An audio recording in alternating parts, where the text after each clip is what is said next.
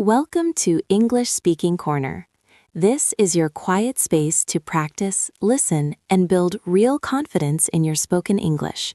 I am Sarah, and I am here to guide you through another session designed to make your English sound natural and smooth. And I am Mark. I will be here to practice with you. Today we have a very important topic. It is a topic that affects almost every English learner, even advanced ones. It is about how you sound to other people. Exactly, Mark. Today we are going to talk about the difference between textbook English and polite English. You see, many of you have studied grammar for years. You know how to build sentences. You know your vocabulary. But sometimes when you speak to a native speaker, or when you are traveling, you might notice a strange reaction. People might look a little surprised, or perhaps a little cold. That is a terrible feeling. You check your grammar in your head, and you think, but I said it correctly. Subject, verb, object. Why did they look at me like that? The reason is often the tone. In many languages, being direct is normal. It is efficient. It shows you are honest. But in English, especially in the UK, the US, and Canada, being too direct can sound aggressive. It can sound like you are giving orders, even if you are just asking for a coffee. So today is not about grammar rules. It is about social rules. We are going to take the English you already know, and we are going to soften it. We are going to polish it so you sound friendly, kind, and sophisticated. Let's start with the most common trap, the I want trap. Mark, imagine we are at a cafe. How do you order a coffee using basic English? I would probably say, I want a coffee. Listen to that sentence again. I want a coffee. Grammatically, it is perfect. I is the subject, verb is the verb, a coffee is the object. But emotionally, to a native speaker, I want sounds like a demand. It sounds like a small child demanding a toy. I want it. I want it now. I see. So if I say, I want the menu, or I want to sit there, I sound demanding. Yes, unfortunately you do. It sounds a bit robotic and a bit selfish. We rarely use I want when we are speaking to strangers or people we work with. Instead, we use a magical phrase that changes everything. We say, I would like. I would like. Yes, or to be even more natural, we use the contraction, I'd like. Listen to the sound, I'd like. It's softer, it flows better. Mark, try saying, I want a coffee, and then I'd like a coffee. Feel the difference. Okay, I want a coffee. I'd like a coffee.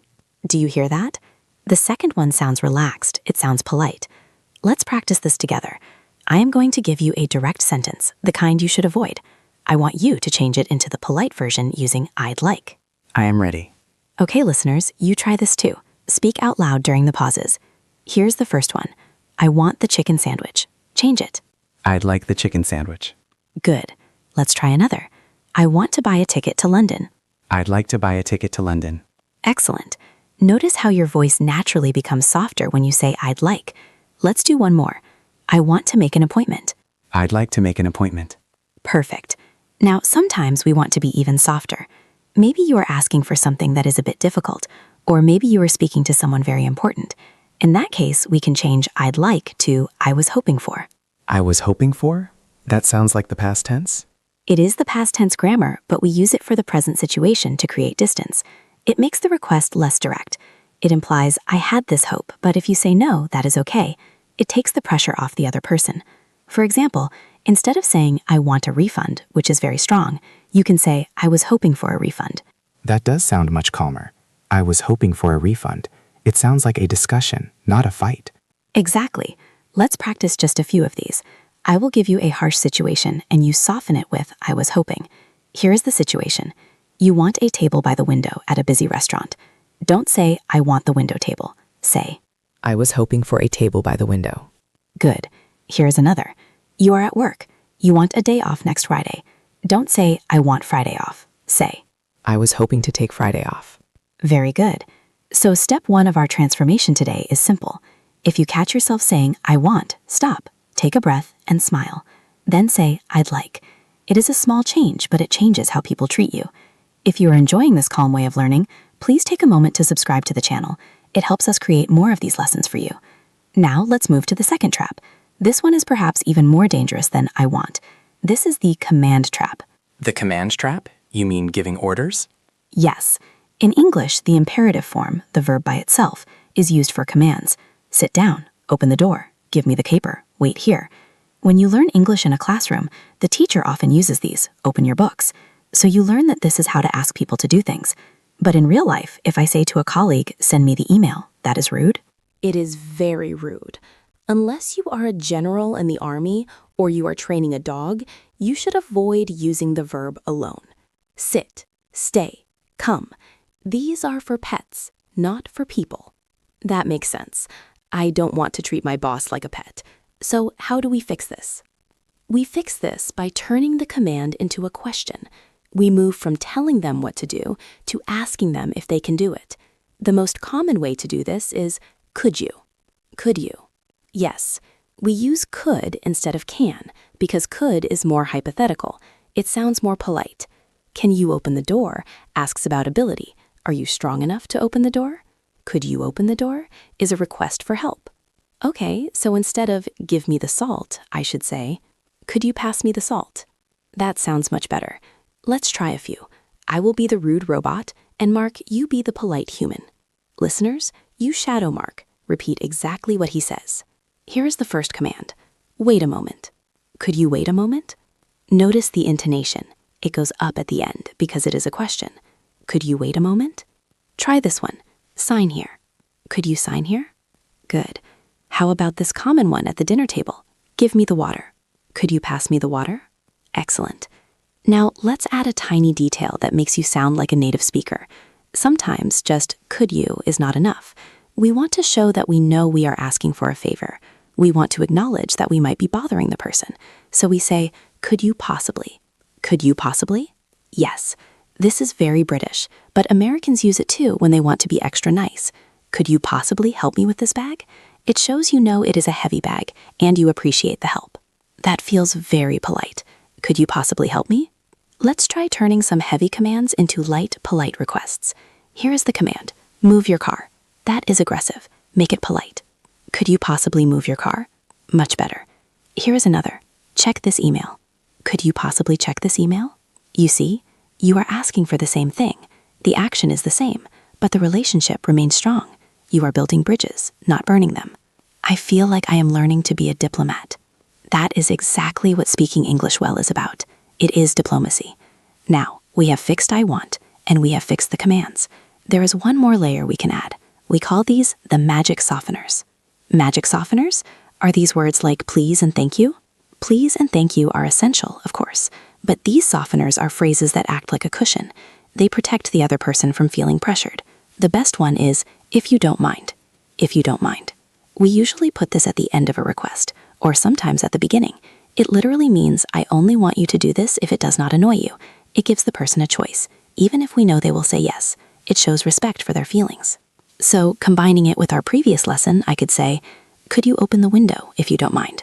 Perfect. Listen to the rhythm of that sentence. It is long, it is musical, and it is very gentle. Could you open the window if you don't mind? Compare that to open the window. The difference is huge. One creates a cold room, the other creates a warm friendship. Let's practice adding if you don't mind to some requests. I will give you the core request, and you add the softener at the end. Repeat after Mark. Here is the request. Could you check the bill? Could you check the bill if you don't mind? Good. Try this one. You are on a bus and someone is playing music very loudly. You want to ask them to turn it down. The core request is, could you turn it down? Could you turn it down if you don't mind? That is perfect. It is firm but polite. It makes it harder for the other person to get angry. I like that. It feels safer. It is safer. Another great softener is, if it's not too much trouble. This is a bit longer. If it's not too much trouble. If it's not too much trouble. We use this when we are asking someone to do something that takes physical effort. Maybe you are asking a colleague to carry a box, or asking a waiter to change your order. Could you change this for me if it's not too much trouble? Let's try practicing that. It is a bit of a tongue twister. If it's not too much trouble. Let's slow it down. If it is not too much trouble. If it's not too much trouble. Now, let's apply it. Imagine you are at a hotel. You want extra pillows. The core request is, could I have some extra pillows? Add the softener. Could I have some extra pillows if it's not too much trouble? Wonderful. You sound lovely. Now we have all the pieces of the puzzle. We have I'd like, we have could you, and we have if you don't mind. We are ready to put them together into a real conversation. Yes, we are going to do a simulation. Imagine we are at a nice cafe. I will be the waiter, and Mark, you will be the customer. Listeners, I want you to imagine you are Mark. I want you to feel the situation. First, we will just listen to the dialogue. Don't speak yet. Just listen to the flow of the polite phrases. Okay, I am ready. I am hungry and thirsty, but I will be polite. Here we go. Welcome to the Garden Cafe. Can I get you started with anything? Yes, hello. I'd like a table for 2, please. Certainly. Right this way. Here is the menu. Thank you. Could you bring us some water while we look at the menu? Of course. Still or sparkling? Sparkling, please. And could you possibly turn down the music a little bit, if you don't mind? Oh, is it too loud? I apologize. I will lower it right away. Thank you very much. Okay, that was a very smooth interaction. Did you hear the phrases we practiced? I did. I heard I'd like a table, not I want a table. Correct. And what did you use instead of bring me water? I used could you bring us some water? Exactly. And then you had a difficult request. You didn't like the music. But instead of saying the music is too loud, turn it down, which would make the waiter feel bad, what did you say? I said, could you possibly turn down the music if you don't mind? And because you were so polite, the waiter was happy to help. He apologized. He didn't feel attacked. This is the power of polite English.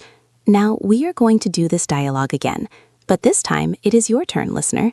You are going to take Mark's place. I will be the waiter.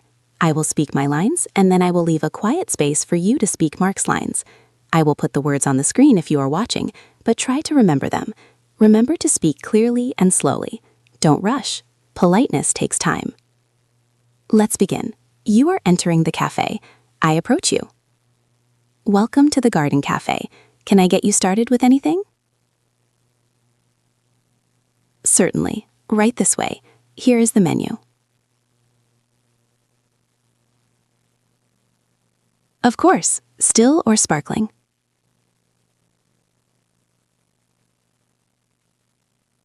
Oh, is it too loud? I apologize. I will lower it right away. Excellent work. Take a deep breath. How did that feel? Did it feel different from your usual way of speaking? It feels more relaxed. When I use these phrases, I feel like I am in control. I am not rushing. That is a great observation. When you use direct translation, you often rush because you are nervous.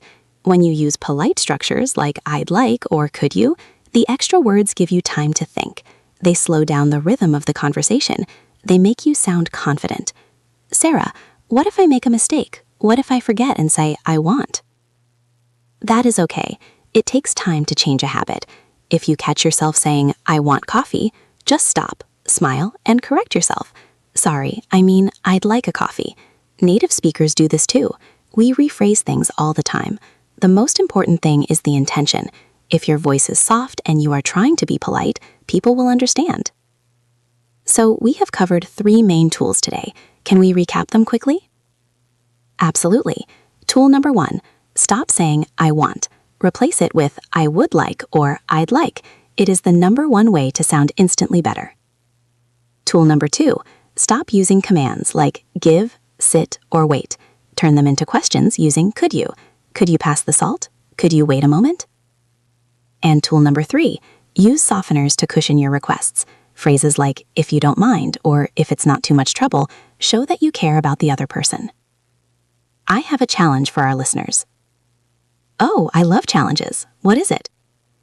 For the next 24 hours, I want you to try to ban the phrase I want from your life, even if you are just thinking in your head. If you go to the kitchen, don't think I want water. Think I'd like some water. If you are writing an email, check it before you send it. Did you write I want you to send the file? Delete it. Write could you please send the file? That is a fantastic challenge. It is strictly mental. You don't even need to speak to anyone to practice this. You can do it in your own mind. It starts with how you think. If you think politely, you will speak politely. And remember, you don't need to use big, complicated words to sound advanced. The most sophisticated English speakers use simple words, but they use them with grace and kindness. Could you is simple English, but it is powerful English. Thank you so much for joining us in the English Speaking Corner today. We hope this session has given you a new set of tools to navigate the world with confidence. If you found this helpful, please remember to click the like button. It tells us which topics you enjoy the most. And if you haven't already, subscribe so you don't miss our next lesson. We are building a library of calm, confident English, one video at a time. Next time you order a coffee or ask for directions, remember Mark and me. Take a breath, smile, and start with "I'd like." You will see the difference in how people smile back at you. Good luck with your 24-hour challenge. Keep practicing, stay calm, and speak confidently. See you in the next episode. Goodbye.